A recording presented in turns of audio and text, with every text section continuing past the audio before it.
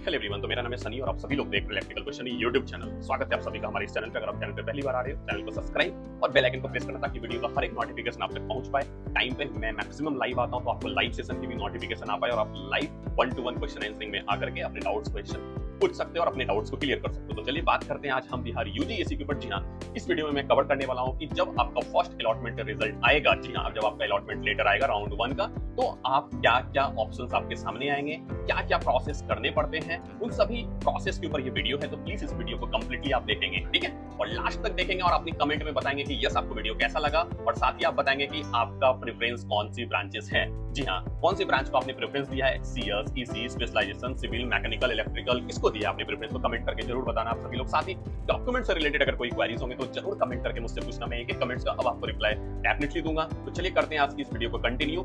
4 जुलाई को आना है आपका first seat allotment result, and result आने के बाद अलॉटमेंट लेटर डाउनलोड करना है आपको। तो उसकी प्रोसेस क्या है, तो चलिए कंटिन्यू करते हैं इस वीडियो में। हेलो एवरीवन, तो कैसे हो आप सभी लोग। तो चलिए स्टार्ट करते हैं आज की इस वीडियो को। मैं आपको बताने वाला हूं कि जब आपकी फर्स्ट राउंड की सीट अलॉटमेंट रिजल्ट आएगी तो उसके बाद क्या करना है आप सभी लोगों को, कैसे डाउनलोड करना है, कैसे सबमिट विलिंगनेस करना है, कैसे फ्रीज करना है, कैसे ऑटो अपग्रेड करना है, कैसे सेकंड राउंड में जाना है, सारी चीजों का आप इस वीडियो में जानकारी ले सकते हो, ठीक है। तो चलिए स्टार्ट करते हैं। आप लॉग इन करोगे, सबसे पहले बीसीसी बोर्ड पे जाके लॉग इन करोगे तो ऐसा इंटरफेरेंस आपको दिखेगा जो दिख रहा है, ठीक है। इसमें आप देख लो, यहाँ पे आओ, ठीक है, डायरेक्ट आओ। यहाँ पे आप देखोगे सीट अलॉटमेंट रिजल्ट। जी हाँ, सीट अलॉटमेंट रिजल्ट, इस पे आपको क्लिक करना है। ये जो न्यू देख रहे हो ना, यहाँ पे अब न्यू लिखा हुआ आएगा आपका जब 4 जुलाई को आएगा, ठीक है। 4 जुलाई को आपका फर्स्ट सीट अलॉटमेंट आपका आना है, ठीक है, 4 जुलाई को, ये आप याद रखेंगे, ठीक है। उसके बाद सीट अलॉटमेंट रिजल्ट पे आपको क्लिक करना है। जैसे ही आप क्लिक करोगे तो आपके सामने कुछ इस तरीके का इंटरफेरेंस आएगा जो मैं आपको दिखाने की कोशिश कर रहा हूँ, ठीक है। ये देखो सीट अलॉटमेंट रिजल्ट है, उस पर क्लिक करोगे तो ऐसा दिखेगा। सबसे पहले सीट अलॉटमेंट रिजल्ट पे आप क्लिक करोगे। अब यहाँ पे ये 3 ऑप्शंस आपको दिखेंगे, 1, 2, 3, ठीक है। ये लैपटॉप में दिखेगा, फोन में कैसा दिखेगा तो ये भी देख लो। फोन वाले को भी मैं दिखा देता हूँ कैसा दिखेगा।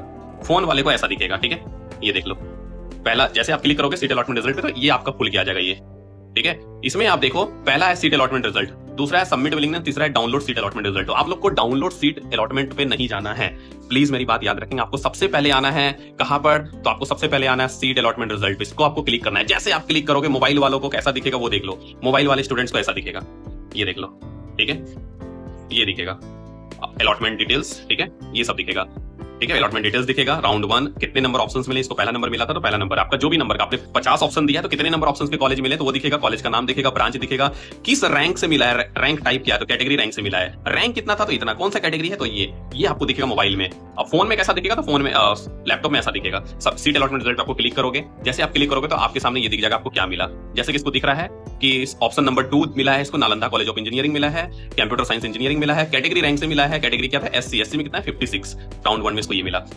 ये सिर्फ दिखेगा आपको अलॉटमेंट क्या मिला। अब आप डिसाइड करोगे कि मुझे सेकंड राउंड में जाना है या इस कॉलेज में एडमिशन लेना है। अगर आपको सेकंड राउंड में जाना है या एडमिशन लेना है तो आपके सामने एक नया ऑप्शन आएगा, ये देखो सबमिट विलिंगनेस पे आप क्लिक करोगे। फिर सबमिट विलिंगनेस 100% जरूरी है, याद रखना, इसके बिना डाउनलोड नहीं होगा। तो सबमिट विलिंगनेस पे आप आओगे तो आपको ऐसा दिखेगा, ये देखो। जैसे सबमिट विलिंगनेस पे आप क्लिक करोगे तो 2 ऑप्शन आपको दिख रहा है यहाँ पे, देखो, ठीक है। पहला दिख रहा है फ्रीज, ठीक है, ये देखो फ्रीज दिखा, yes sir, upgradation not allowed. दूसरा ऑप्शन आपको दिख रहा है यहाँ पे, देखो ऑटो अपग्रेडेशन, यस, ठीक है। जिस भी स्टूडेंट्स को इस कॉलेज में एडमिशन लेना था, जो कॉलेज मिला है, वो फ्रीज वाले पे क्लिक करेगा, फ्रीज वाले पे, याद रखना, फ्रीज वाले पे क्लिक करेगा। क्लिक करने के बाद आपके सामने पासवर्ड मांगेगा, ओटीपी मांगेगा, सबमिट करना है। जी हाँ, उसके बाद क्या करना है, डाउनलोड सीट अलॉटमेंट रिजल्ट पे क्लिक करना है। जैसे डाउनलोड सीट अलॉटमेंट पे क्लिक करोगे तो आपके सामने अलॉटमेंट लेटर आपका आ जाएगा, ये रहा अलॉटमेंट लेटर, ऐसा आ जाएगा। नीचे की तरफ डाउनलोड का ऑप्शन देगा, इसे आप क्लिक करोगे, ऐसा दिखेगा। इसमें आपका लिखा रहेगा कौन से रैंक पे मिला है, क्या कॉलेज मिला है, क्या ब्रांच मिला है, सब लिखा रहेगा इसमें, ये सारी डिटेलिंग में आपका फोटो दिया रहेगा। उसके बाद आप नीचे की तरफ आओगे, यहाँ रिपोर्टिंग सेंटर, इसमें देखो मेन चीज है रिपोर्टिंग सेंटर। रिपोर्टिंग सेंटर आपका लिखा रहेगा कि कहां जाना है आपको रिपोर्ट करने के लिए। इसमें लिखा हुआ है, रिपोर्टिंग डेट भी लिखा हुआ है, ये 2 साल पहले का मैं आपको दिखा रहा हूं, तो ऐसे ही आपका रहेगा, ठीक है। तो 1 से लेकर 4, तो आपका जो डेट दिया हुआ है वो 7, ठीक है, 07/2026, ठीक है, 2/09/07/2026, मतलब आपको 9 जुलाई तक जाना है, 7 से 9, 7 to 9 जुलाई तक आपको जाना है कॉलेज, ये याद रखना आप लोग, ठीक है।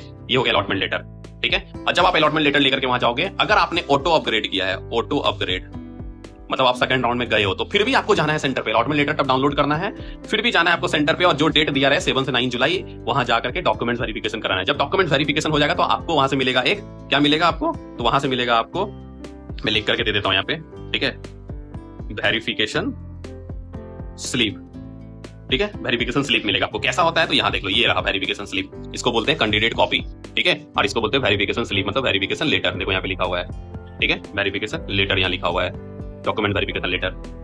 ऐसा रहेगा, आपका फोटो रहेगा, नाम, कैटेगरी सब कुछ लिखा रहेगा। उसके बाद यहाँ पे लिखा रहेगा जो भी कैटेगरी हो वेरीफाई करेगा तो यस। ये देखो ईडब्ल्यूएस था, वीकर सेक्शन, ईडब्ल्यूएस लिखा है यस।